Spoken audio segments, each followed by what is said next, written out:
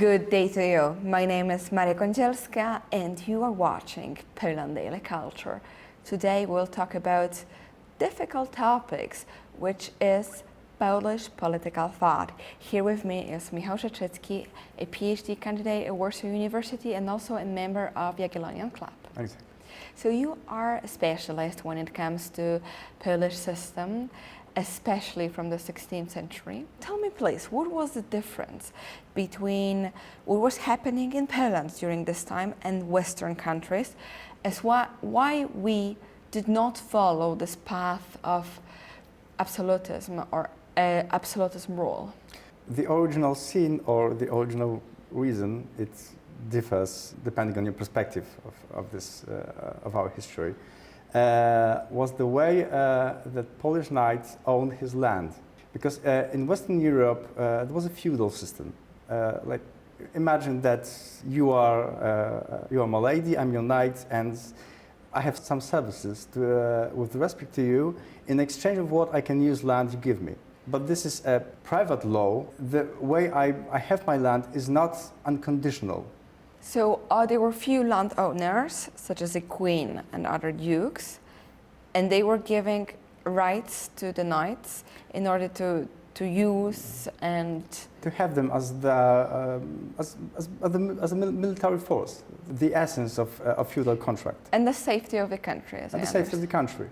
You have land, you have property, you have space in your life to train yourself in combat, and while in exchange you have to answer my call. In Poland, the situation was a bit different. If I were a knight, I would have my land unconditionally. It was given, it was mine.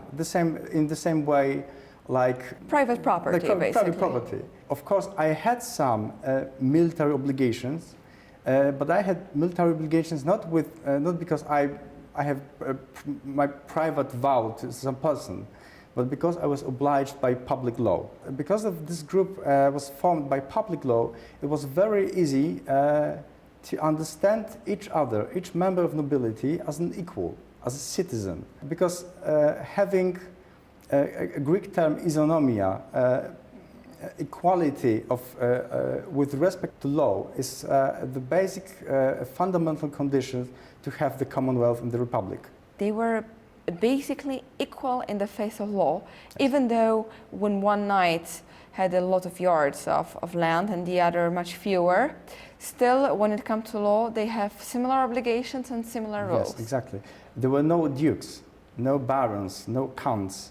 If some nobles were princes, for example, they were dukes because the title was given, for example, by the emperor, not by the Polish king.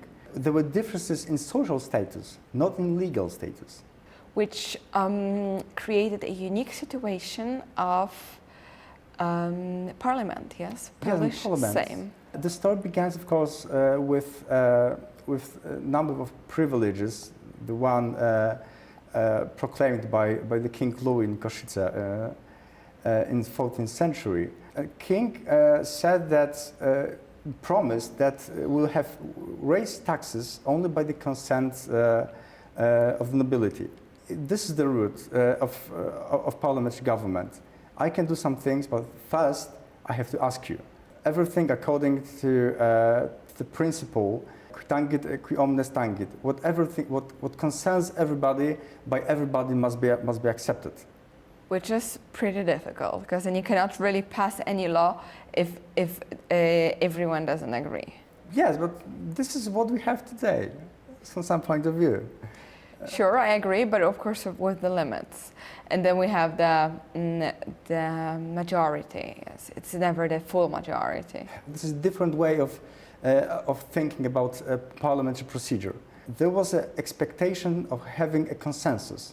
A vast majority of the House agreed on something. It was expected that a minority, some few MPs, will just resign of the proposition. But this was a kind of custom, very strict custom for many years, but it was a custom.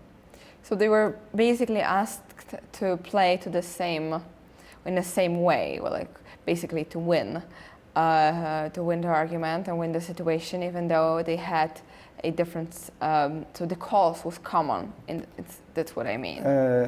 Rather, I would say that MPs were under pressure to not spoil the gathering of Parliament. We must remember that today, when MPs are voting on some bill, there's a single bill, single law, and there is a vote. In Polish Parliament, there are numerous bills, and voting concerned this whole set of bills. So, and this was a constitution.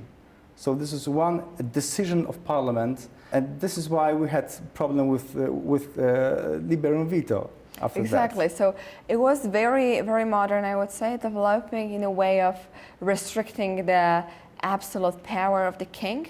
But on the other hand, it was of course leading to the situation where it was eventually very difficult in Polish country. There were some traps that unfortunately were exploited after that. But yes, I very like the term that it was half-stop modernity, from some point of view. Maybe it was even too modern for the times when it happened. So we exceeded our times. But unfortunately, I'm afraid that our nobles knew that there was something unique, and they were too much attached to the fact. So they stopped developing. We will talk about this uniqueness of Polish political system and also of Polish political thought in the next episode. And thank you very much for watching Poland Daily Culture.